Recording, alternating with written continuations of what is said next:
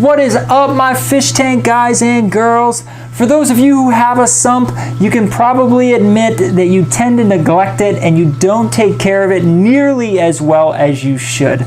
So today I'm going to take you through the simple steps of cleaning an aquarium sump.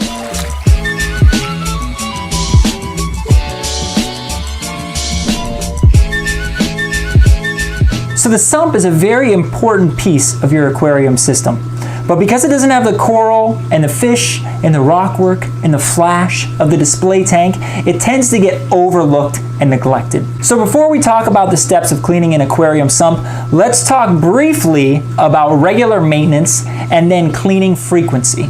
So visually, you should be inspecting your sump probably once a day. Once or twice a week, you should be going through and replacing your mechanical filtration, such as your filter socks or your filter pads, based on the bioload and waste of your aquarium system. Now, you also need to be checking your skimmer cup fairly regularly to make sure it doesn't overflow back into your sump.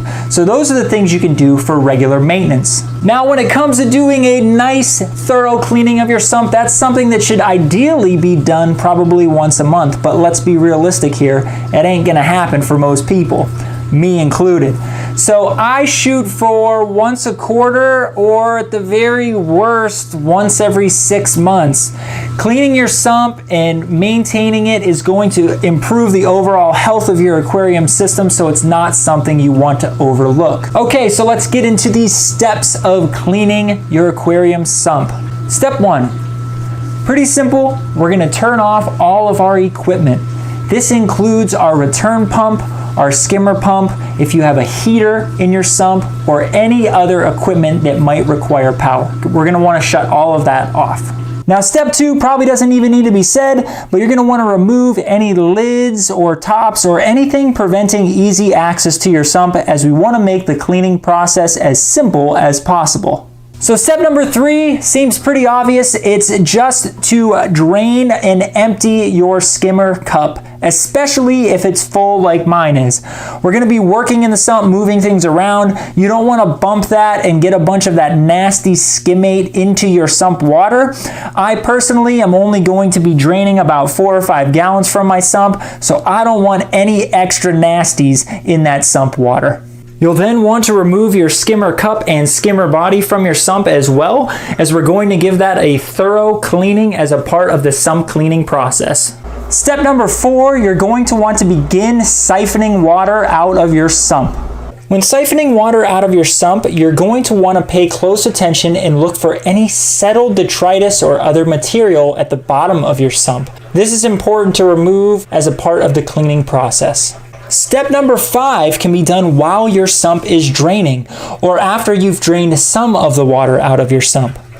You're going to want to remove any filtration media, including filter pads, sponges, socks, and also chemical filtration if you have any Purigen, Chemipure, carbon, maybe you have some Phosguard, things of that nature. This includes biological filtration as well, such as live rock, bioballs, ceramic rings, and various other types that you could have in your sump.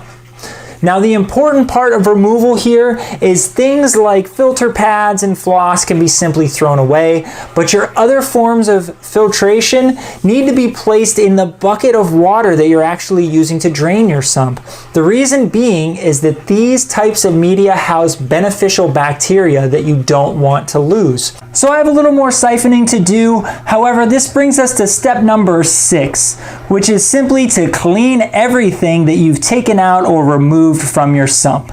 This includes our lids and tops. This also includes our protein skimmer cup and our protein skimmer, along with all of our filtration media that we put into our bucket with all of our siphoned out sump water.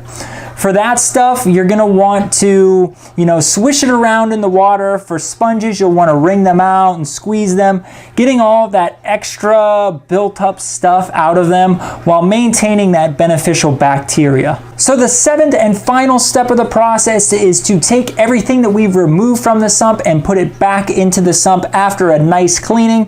This includes all of our filtration media, our protein skimmer. You should replace any pads, floss, filter, socks at this time.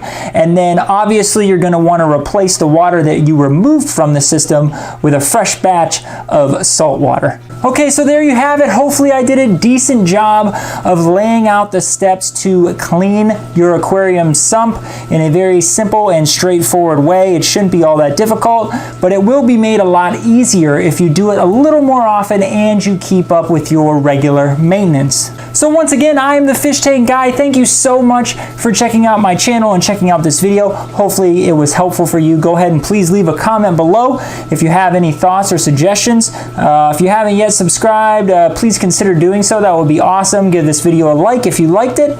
And that's all I've got for now. So until a future Fish Tank Guy video, I will see you guys soon.